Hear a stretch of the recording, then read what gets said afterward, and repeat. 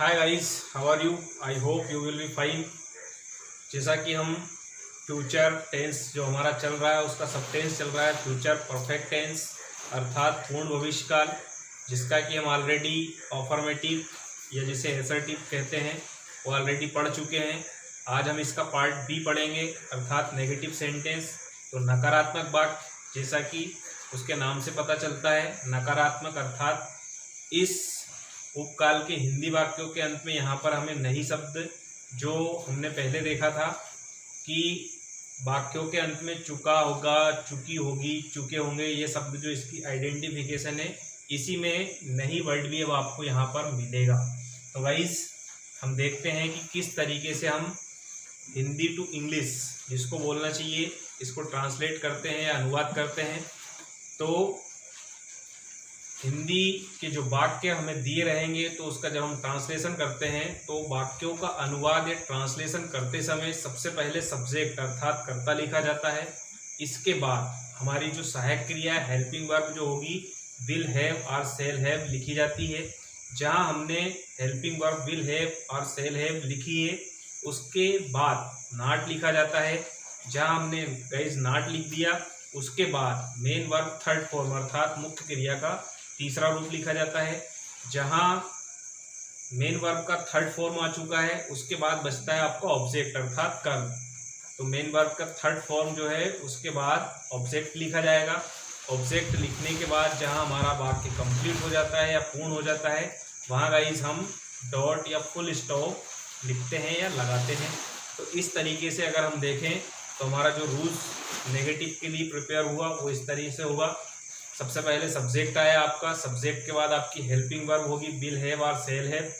इसके बाद नॉट आया, फिर इसके बाद मेन वर्ब की थर्ड फॉर्म आएगी, फिर इसके बाद आपका ऑब्जेक्ट आएगा, फिर उसके बाद आपका डॉट या फुल स्टॉप।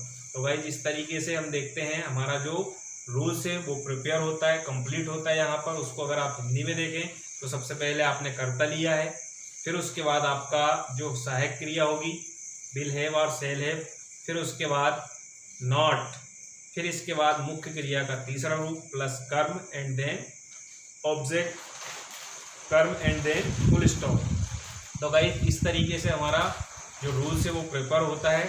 अब हम जो है इसके कुछ एग्जांपल्स देखते हैं। Let's see some examples. मैं एक पुस्तक नहीं लिख चुका हूँगा।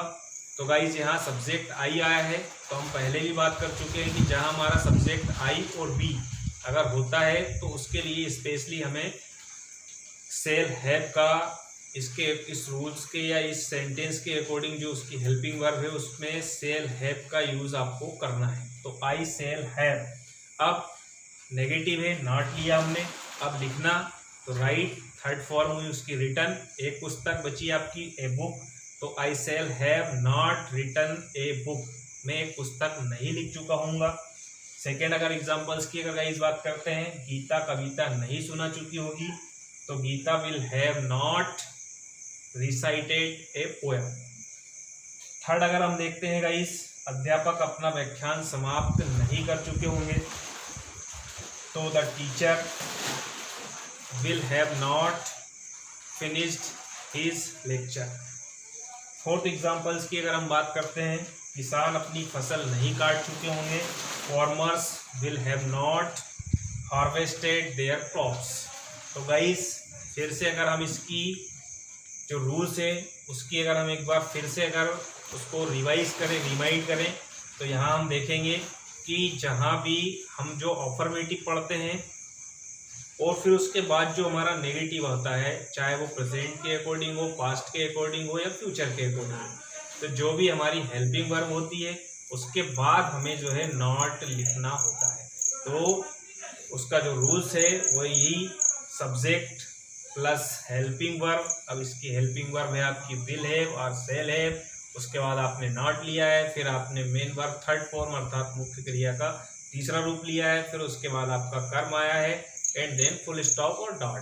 तो गाइस यहाँ हम जो हमारा फ्यूचर परफेक्ट टेंस जो था उसका जो पार्ट बी है वो इस तरीके से कंप्लीट होता है। I hope it will be very helpful for your grammatical knowledge. Thanks for watching.